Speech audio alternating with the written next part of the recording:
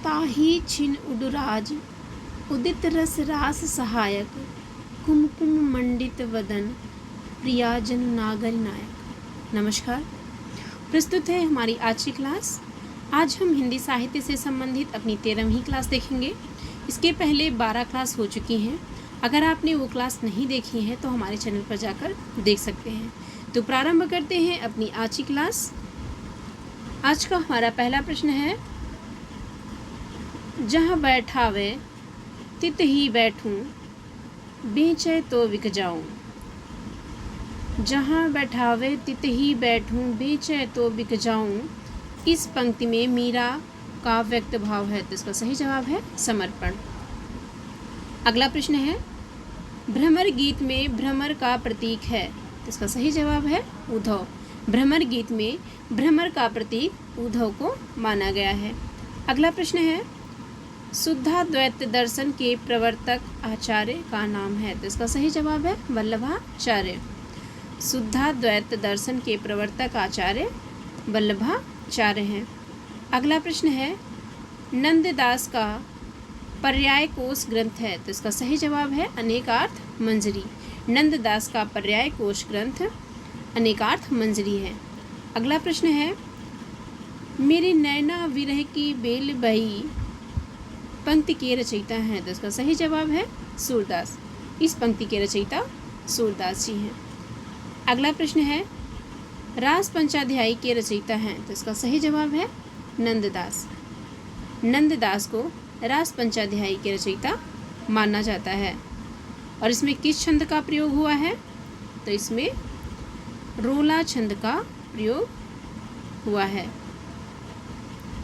अगला प्रश्न है, बिनु गोपाल बैरिन भई कुंजय, यह पद है, तो इसका सही जवाब है सूरदास जी का। यह पद सूरदास जी का है। अगला प्रश्न है, भ्रमर गीत सार में प्रमुखता है, भ्रमर गीत सार में प्रमुखता है, तो इसका सही जवाब है सादृश्य मूलक अलंकार की। भ्रमर गीत सार में सादृश्य मूलक अलंकार की प्रमुखता मानी जाती है। अगला प्रश्न है, भ्रमर गीत सार के किन पदों में, भ्रमर गीत सार के किन पदों में श्लेष और यमक अलंकार पाए जाते हैं। भ्रमर गीत सार के किन पदों में श्लेष और यमक अलंकार पाए जाते हैं, तो इसका सही जवाब है कूट पद। अगला प्रश्न है, श्रृंगार रस का उपालंभ काव्य है, श्रृंगार रस का उपालंभ काव्य है, तो इसका सही जवाब है भ्रमर गीत।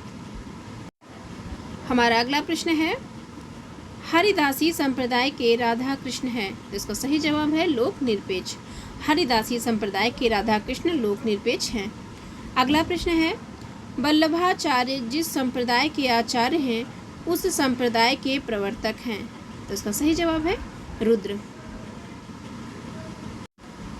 यहाँ पर प्रवर्तक रुद्र लिखा हुआ है, जबकि यह प्रवर्तक रुद्र नहीं, यहाँ पर संप्रदाय रुद्र है, रुद्र संप्रदाय है।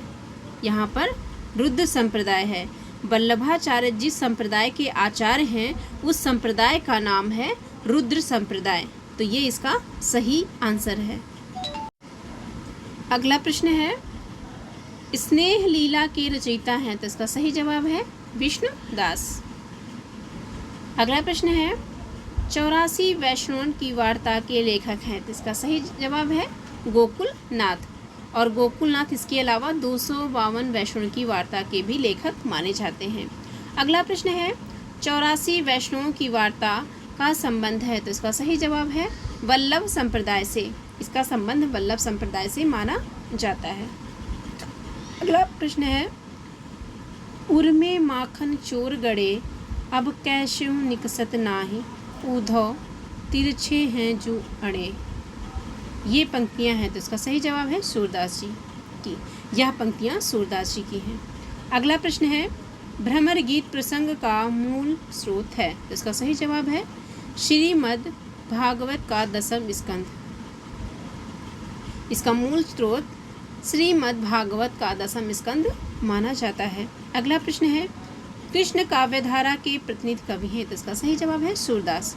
सूरदास जी को कृष्ण काव्यधारा का प्रतिनिधि कवि माना जाता है। और सूरदास जी का जन्म कहाँ हुआ था? तो सूरदास जी का जन्म सीही नामक स्थान में माना जाता है। अगला प्रश्न है, रास पंचाध्यायी लिखी गई, तो इसका सही जवाब है रोला छंद। अभी मैंने पहले भी बताया था। अगला प्रश्न है, वल्लभाचार्य का वेदांत सूत्र पर लिखा प्रसिद्ध ग्रंथ है। फिर से सुनिएगा, वल्लभाचार्य का वेदांत सूत्र पर लिखा प्रसिद्ध ग्रंथ है, तो इसका सही जवाब है अणु भाष्य। अगला प्रश्न है, साहित्य लहरी की विषय वस्तु है। साहित्य लहरी जो कि सूरदास जी की रचना है, इसकी विषय वस्तु है, तो इसका सही जवाब है नायिका भेद। इसमें अलंकार निरूपण का भी वर्णन मिलता है और नायिका भेद का भी वर्णन मिलता है। अगला प्रश्न है, महाप्रभु वल्लभाचार्य के शिष्यों का वृतांत किस ग्रंथ में है?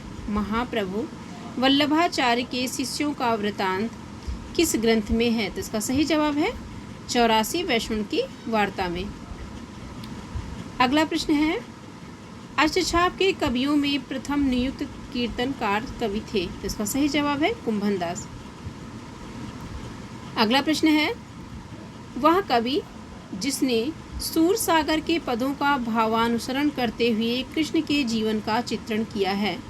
वह कवि जिसने सूर सागर के पदों का भावानुसरण करते हुए कृष्ण के जीवन का चित्रण किया है, तो इसका सही जवाब है ब्रजवासी दास। ब्रजवासी दास ने कृष्ण के जीवन का चित्रण किया है। किसके भावानुसरण पर? तो सूर सागर के भावानुसरण पर। अगला प्रश्न है, उज्ज्वल नीलमणि के रचयिता हैं, तो इसका सही जवाब है रूप गोस्वामी। उज्ज्वल नीलमणि के रचयिता रूप गोस्वामी को माना जाता है। अगला प्रश्न है, हित 84 के रचयिता हैं, तो इसका सही जवाब है हित हरिवंश। हित 84 के रचयिता हित हरिवंश को माना जाता है। अगला प्रश्न है, जुगलमान चरित नामक ग्रंथ के लेखक हैं। जुगलमान चरित नामक ग्रंथ के लेखक हैं, तो इसका सही जवाब है कृष्णदास। जुगलमान चरित ये कृष्णदास की रचना है। अगला प्रश्न है, ध्रुव चरित्र के रचयिता हैं, तो इसका सही जवाब है नरोत्तम दास। अगला प्रश्न है, भक्ति काल के कवि जिनको जड़िया विशेषण से विभूषित किया जाता है, तो वो कौन है? इसका सही जवाब है नंददास। नंददास जी को जड़िया विशेषण से विभूषित किया जाता है। और नंददास किसके शिष्य हैं? तो ये विट्ठलनाथ जी के शिष्य हैं। अगला प्रश्न है, अष्टछाप की स्थापना 1565 ईस्वी में की थी, तो किसने की थी? इसका सही जवाब है विट्ठलनाथ ने। अष्टछाप की स्थापना 1565 ईस्वी में विट्ठलनाथ द्वारा की गई थी और इसमें 8 कवियों को रखा गया था। अगला प्रश्न है, 84 वैष्णव की वार्ता और 252 वैष्णव की वार्ता मूल रूप से हैं, तो ये क्या है? ये जीवन व्रत हैं। जीवन व्रत। और ये रचना किसकी है? तो ये रचना है गोकुलनाथ की। अगला प्रश्न है, तत्वदीप निबंध रचना है, तो इसका सही जवाब है वल्लभाचार्य की। तत्वदीप निबंध वल्लभाचार्य की रचना है। अगला प्रश्न है, सुदामा चरित के लेखक हैं, तो यहाँ पर सुदामा चरित का लेखक नंददास जी को दे रखा गया है, लेकिन सुदामा चरित के लेखक हैं नरोत्तम दास। नरोत्तम दास को सुदामा चरित का लेखक माना जाता है। तो ये क्वेश्चन आप थोड़ा देख लीजिएगा। अगला प्रश्न है, संतन को कहा सीकरी सो काम, आवत जात पनैया टूटी, विसरी गयो हरिनाम। यह प्रसिद्ध पंक्तियां हैं, तो इसका सही जवाब है कुंभनदास की। यह प्रसिद्ध पंक्तियां कुंभनदास की हैं। और कुंभनदास किसके बुलाने पर फतेहपुर सीकरी गए थे? तो ये अकबर के बुलाने पर फतेहपुर सीकरी गए थे। अगला प्रश्न है, अष्टछाप के प्रमुख कवि हैं, तो इसका सही जवाब है अष्टछाप के प्रमुख कवि नंददास शिष्य थे, तो इसका सही जवाब है विट्ठलनाथ के। अष्टछाप के प्रमुख कवि नंददास विट्ठलनाथ के शिष्य माने जाते थे या माने जाते हैं। अगला प्रश्न है,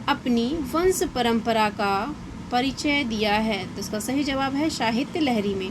साहित्य लहरी में सूरदास जी ने, साहित्य लहरी के अंतिम पद में सूरदास जी ने अपनी वंश परंपरा का परिचय दिया है। और सूरदास जी की 3 कौन कौन सी रचनाएं हैं? तो सूरसागर, सूरसारावली और साहित्य लहरी, यह सूरदास जी की 3 प्रमुख रचनाएं मानी जाती हैं। तो ये थी हमारी आज की क्लास। कैसी लगी ज़रूर बताइएगा, और अगर अच्छी लगी हो तो हमारे चैनल को लाइक एंड सब्सक्राइब कर हमारा सपोर्ट कीजिए। और अगर किसी प्रश्न में आपको डाउट हो तो वो कमेंट बॉक्स में ज़रूर पूछिए। धन्यवाद। जय हिंद।